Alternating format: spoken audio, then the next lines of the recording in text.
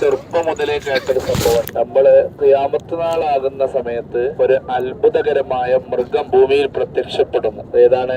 ദാബത്തുൽ അർള് എന്നുള്ളതാണ്. ആ ദാബത്തുൽ അർള് പുറപ്പെടുന്നത് ഈ മലയിൽ നിന്നാണ്. ഒരു മല കാണുന്നില്ല, ഈ മലയിൽ നിന്നാണ് ആ മൃഗം പുറപ്പെടുക. ഒരു വെള്ളിയാഴ്ച ദിവസമായിരിക്കും.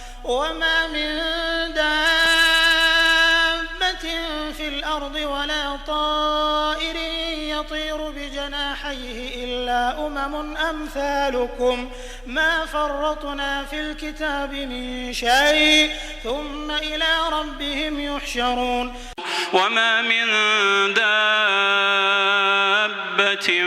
في الأرض إلا على الله رزقها ويعلم مستقرها ومستودعها كل في كتاب مبين إني توكلت على الله ربي وربكم ما من دابة إلا هو آخذ بناصيتها إن ربي على صراط مستقيم ولله يسجد ما في السماوات وما في الأرض من دابة والملائكة وهم لا يستكبرون. വെള്ളിയാഴ്ച ദിവസം അറഫയുടെ ദിവസം കൂടെ ആയിരിക്കുന്ന പറയും. ഇത് ഖുർആനിലുണ്ട്. ആ ആയത്ത് അതുമായി പരാമർശിക്കുന്ന ദാബത്തുൽ അർളിനെ പരാമർശിക്കുന്ന ഒരു ആയത്ത് തന്നെ ഖുർആനിലുണ്ട്.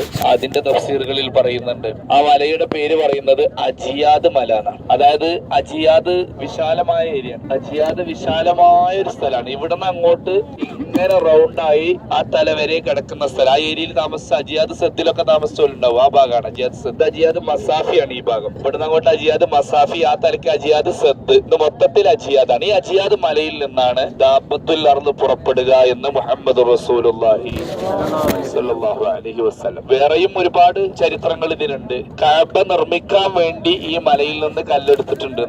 അജിയാദ് മല, നമ്മളെ ഓർമ്മ വേണം. അജിയാദ് മലയിൽ നിന്ന് കല്ലെടുത്തു കഅബ നിർമ്മിക്കാൻ വേണ്ടി. ഇബ്രാഹിം നബിന്റെ മോനാരാണ്? ഇസ്മായിൽ നബി. ഇസ്മായിൽ നബിയുടെ ഒരു പ്രത്യേക കുതിരയുണ്ടായിരുന്നു. അതിനെ ഇതിപ്പോ കിട്ടിയത് കൊണ്ടാണ്, അത് ഇവിടെ ആയിരുന്നു, ഈ മലയുടെ മുകളിലായിരുന്നു അതിനെ ബന്ധിപ്പിച്ചിരുന്നത്. അതുകൊണ്ടാണ് അജിയാദ് എന്ന പേര് വന്നത് എന്ന് പറയുന്നുണ്ട്. അപ്പൊ കഅബയുടെ നിർമ്മാണത്തിന് വേണ്ടി കല്ലെടുത്ത പർവ്വതമാണ് അജിയാദ്. ദാബത്തുൽ അർള് പുറപ്പെടുന്ന, ദാബത്തുൽ അർള് ഖിയാമത്ത് നാളാകുമ്പോ ദാബത്തുൽ അർള് എന്ന അത്ഭുത മൃഗം പുറത്തേക്ക് വരുന്ന മലയാണ് അജിയാദ് മല. പിന്നെ എന്താ പറഞ്ഞത്? ഇസ്മായിൽ നബി അലൈഹിസ്സലാത്തു വസ്സലാം അവരുടെ ഒട്ടകത്തെ, അവരുടെ കുതിരയെ കെട്ടിയിടുന്നത് ഈ മലയുടെ മുകളിലായിരുന്നു. അതുകൊണ്ടാണ് ആ മലക്ക് പേര് വന്നത്. തുബ്ബ എന്ന് പറയുന്ന ഒരു രാജാവ് ഉണ്ടായിരുന്നു.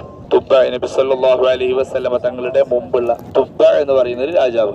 അവരിവിടെ താമസിച്ചിരുന്നു, ഇവിടെ വന്നിരുന്നു എന്ന നിലക്കാണ് അവരുടെ താമസവും അവരുടെ ഒട്ടകവുമായി ബന്ധപ്പെട്ടാണ് അജിയാദ് എന്നുള്ള പേര് വന്നത്. അപ്പോ അല്ല, കുതിരയായിട്ട്. അപ്പോ അതുകൊണ്ടാണ് എന്ന് പറഞ്ഞത് പണ്ഡിതന്മാര് പറഞ്ഞിട്ടുണ്ട്. അപ്പൊ ചുരുക്കി പറഞ്ഞാൽ ഒരുപാട് പഴക്കമുള്ള, ചരിത്രമുള്ള, ഇനിയും ഒരുപാട് ചരിത്രങ്ങൾ പിറക്കാനുള്ള ഒരു പർവ്വതമാണ് ഇത് അജിയാദ് പർവ്വതം. അല്ലെങ്കിൽ അജിയാദ് മല. വലിയൊരു പർവ്വതമൊന്നും അല്ല, ഒരു മല, ആ കാണുന്ന മല. അപ്പൊ ഇതൊക്കെയാണ് അജിയാദ് മലയുടെ വിശേഷങ്ങൾ. അൽഹംദുലില്ലാഹ്.